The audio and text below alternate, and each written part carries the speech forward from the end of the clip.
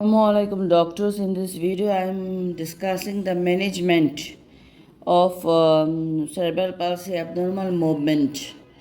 Our case is post herpetic encephalitis, then cerebral palsy, and then now abnormal movement child has. So, what is my management plan? First of all, I will examine the patient. After I taken the history, I will revise my note. Then I will examine the patient carefully, take his measurement and plot on the centiles. I will assess his hydration status ABCD, involve my senior or even my consultant if need for admission. I will do the full neurological examinations. I will revise his notes and his medications. I will run some tests. First of all, 24-hour pH study detects the acid reflux episode only. 24-hour pH and impedance study detects the both acid and non-acid reflux episodes.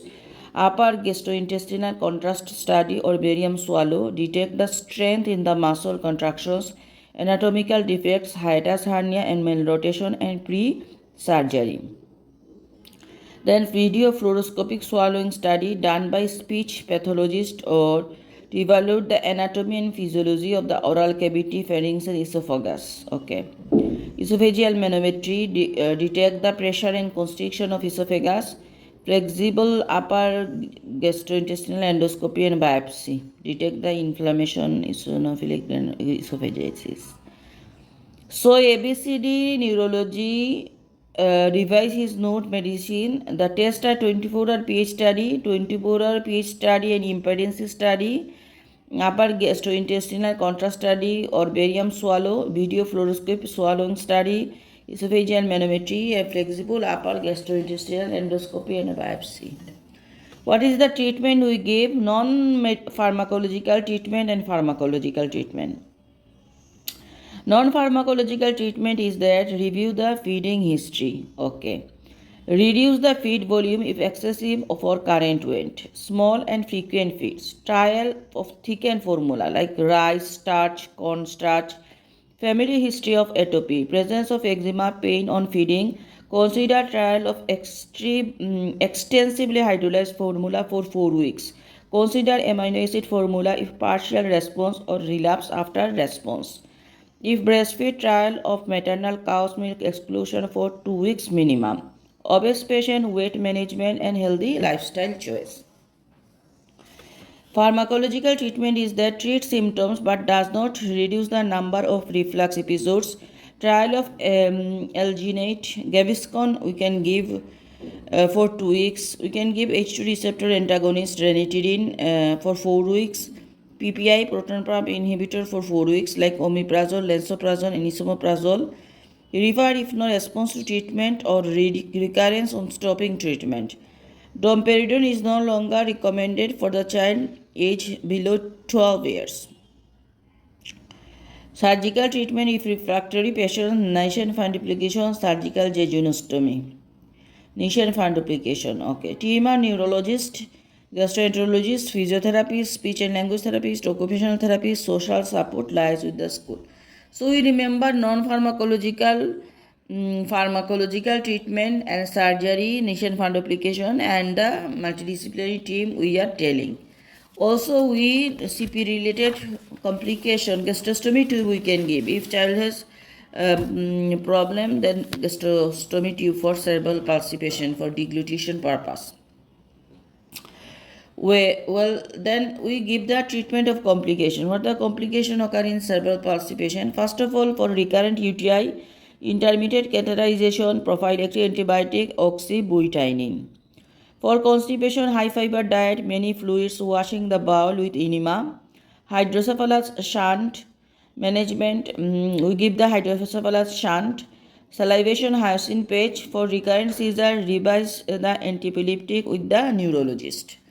So recurrent seizure, revise the antiepileptics with the neurologist. So UTI, hydrocephalus, constipation, these are the treatment we give. And also we give the advice, we know all the advice of epilepsy we give. When to call ambulance, we tell. If it's your child is first seizure, the seizure continues more than 5 minutes, only seizure follows another without your child regaining awareness between seizures. Your child was injured during the seizures and you believe Your child needs urgent medical attention.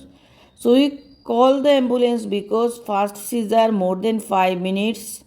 One seizure followed another without the child regain awareness between the seizure. The child injured during the seizure and believe the child need urgent medical attention.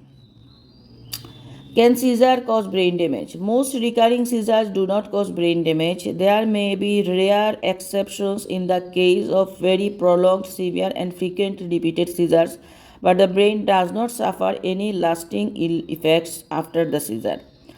Prompt intervention with rescue treatment will reduce the risk. Triggers are tiredness, lack of sleep, illness, stress or anxiety, constipation, missing doses of medication. So we should need to avoid the trigger like tiredness, lack of sleep, illness, stress or anxiety, constipation, missing doses, medications. These are seizure. How can help someone seizure? First of all, stay the person until they are awake and alert after the seizure. Time of the seizure, remain calm. Check to the medical ID. Okay, safe. Keep the person safe. Move or guide away from harm. Safe place we are taking. Side turn person onto their side. If they are not awake and aware, keep airway clear. Loosen tight clothes around the neck. Put something small and soft under the head. So if seizure lasting more than 5 minutes, then we seek the medical advice like repeated seizure, first time seizure, difficulty breathing, seizure occur in water. Do not restrain, do not put any object inside the mouth. Okay. Rescue medicines can be given and prescribed by the healthcare professional. So this is about post-herpetic encephalitis. Cerebral palsy patient has some abnormal movement comes with us management.